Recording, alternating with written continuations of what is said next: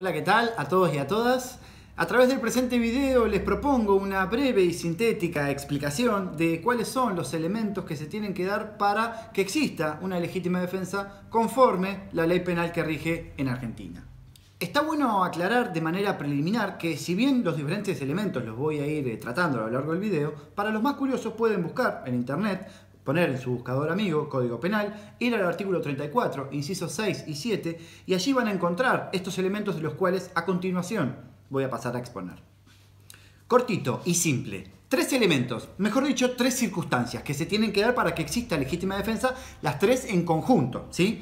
Bueno, primero lo que tiene que existir es una agresión ilegítima. Luego, en base a esa agresión ilegítima, la necesidad racional de utilizar un medio para impedirla o repelerla.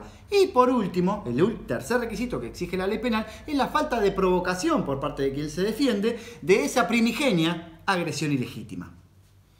Bien, ahora sí, el primer elemento, agresión ilegítima. Para entender cómo funciona la agresión ilegítima y de qué se trata esto, vamos a salir de la órbita del derecho penal para poder justamente ver la legítima defensa en un sentido amplio. Porque el principio que la rige y que la funda es que el derecho no puede tolerar lo injusto. Entonces, llevémoslo a otra circunstancia, porque cuando uno es víctima de un delito, la agresión ilegítima parecería ser que es clara. Ahora, imaginémonos que estamos en la cola del banco y viene una persona y accede al principio de la cola sin respetar, obviamente, a los que estamos atrás.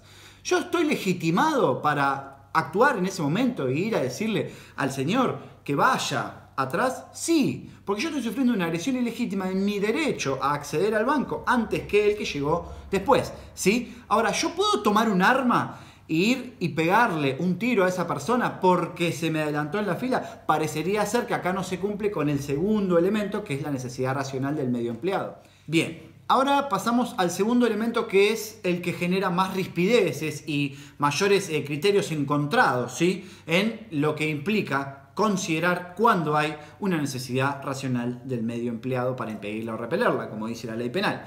A ver, con necesidad racional, con la palabra racional, lo que se está queriendo decir es traer la idea de proporcionalidad, ¿sí? Con este concepto lo que tenemos que entender es que la conducta siempre tiene que ser defensiva. Cuando la conducta pasa de ser defensiva a agresiva, es decir, cuando esta agresión ilegítima ya no está presente y yo ya no me estoy defendiendo, sino que lo que estoy es atacando, ya no estoy dentro del marco de la legítima defensa. Puedo estar en un exceso de la legítima defensa, como más adelante vamos a ver, pero no es una legítima defensa. La conducta siempre tiene que ser defensiva en el marco de una agresión que tiene que ser actual o inminente, ¿sí? También está bueno el debate que se plantea en todo lo que tiene que ver con violencia familiar y violencia de género, en cuándo una agresión ilegítima deja de ser actual. Si una mujer es golpeada en el ámbito de la convivencia intrafamiliar sistemáticamente por el marido, bueno, ¿cuándo cesa? ¿Cuándo termina esa agresión ilegítima? Se han dado debates muy interesantes donde se consideró en algunos fallos que la agresión subsiste todo el tiempo que la mujer convive allí. Entonces, en principio, parecería estar legitimada para, de alguna manera, frenar esa agresión que viene sufriendo de manera sistemática, por más que en el momento el hombre no la esté agrediendo, ¿sí? Y ella pueda defenderse y tomar algún tipo de iniciativa defensiva. El tercer elemento, como dijimos al principio, es la falta de provocación de quien se defiende, ¿sí? Imaginémonos que soy hincha de River y en un clásico Boca River yo me disfrazo de hincha de Boca y me voy al medio de la hinchada, de la 12, y abajo llevo una camiseta de River y me saco el disfraz de hincha de Boca y quedo con una camiseta de River. Eso es una provocación más que suficiente para que yo sea agredido. Si en esa situación yo tomo un arma y me quiero de alguna manera defender del ataque que voy a sufrir, no se consideraría legítima defensa porque yo generé esa circunstancia en donde a mí me van a venir a agredir lógicamente, hasta en un acto les diría de sentido común. Estos tres elementos que acabo de mencionar tenemos que considerar y tener bien presente que si se dan los tres, la conducta no es punible. ¿Qué quiere decir que la conducta no es punible? Que se encuentra completamente justificada, no tiene pena.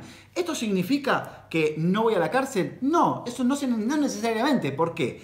Porque en el marco de una investigación penal, hasta que yo voy a un juicio y lo demuestro, y que yo puedo explicar y los jueces pueden entender y justamente compartir mi criterio de la legítima defensa, puede que yo tenga que atravesar un proceso penal para poder explicar toda esta circunstancia que yo atravesé, ¿sí? Así que no quiere decir que yo me vaya a mi casa, ¿sí? Quiere decir que no es punible. Lo que puede pasar es que me vaya a mi casa con un sobreseimiento, ni bien empieza la investigación, porque está todo claro, y si se generan algunas dudas, tendré que ir a un juicio oral a explicar, en mi defensa, valga la redundancia, que yo obré en dicha circunstancia en base a la justificación que a mí me da la ley penal en el artículo 34, que se denomina, a lo último del artículo 34, inciso 6, dice y habla de qué pasa cuando una persona se encuentra a un sujeto queriendo ingresar en su domicilio o lo encuentra adentro y ofrece resistencia. Acá la ley penal es clara y categórica y dice que presume, ¿sí?, hace una presunción en favor de la persona que se defiende de que se dan los elementos de la legítima defensa cuando una persona que está en su domicilio ve a alguien que quiere ingresar o llega y estaba adentro y le ofrece determinada resistencia. Esto no significa que la ley penal ya presume que yo puedo hacer cualquier cosa, porque hay una denominación que dice cualquiera sea el daño que se le haga al agresor. Esto no es una carta blanca para agarrar a una persona en nuestro domicilio y poder hacer lo que se quiera con esa persona, ¿sí? No tiene que ver con esto, ¿sí? La racionalidad y la proporcionalidad que yo hablé de la necesidad racional del medio empleado subsiste, ¿sí? Si yo me excedo en estas cuestiones o me excedo en el medio empleado, lo que va a suceder es que voy a estar en un caso de exceso en la legítima defensa, que sería de alguna manera una penalidad que sufro, es decir, el Estado ya no me habilita cuando yo me excedo, pero me pone una pena menor.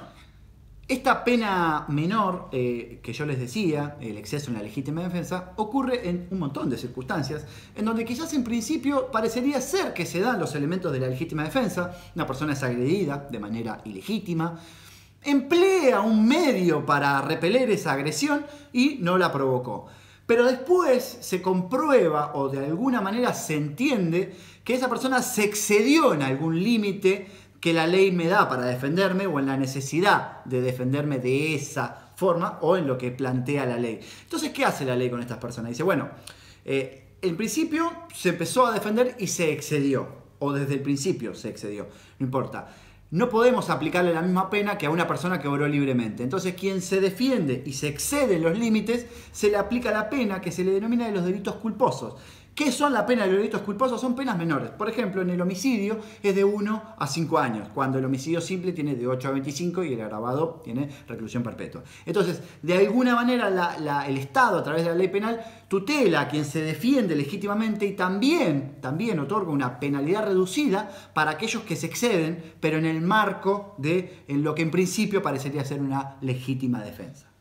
Bueno, a quienes llegaron hasta acá en el video les agradezco, es hasta acá, la idea es hacer un breve reconto sintético, obviamente que sobre esto hay mucho escrito, mucho hablado, pero me parece que lo concreto, que es que se den estos tres elementos y que de alguna manera se entienda la matriz de la legítima defensa como este mecanismo que el Estado le da a los ciudadanos, que no implica carta blanca para hacer cualquier cosa, ¿sí?, que tiene determinados límites, porque lo que es importante, y con esto cierro, entender, es que ningún derecho es absoluto, todos están sujetos a las leyes que reglamenten su ejercicio. Yo tengo derecho a defenderme con ciertos límites puestos por la racionalidad, la proporcionalidad, ¿sí?, y la coexistencia y la paz social, ¿sí?, que es lo que debe proponer el Estado como regla general.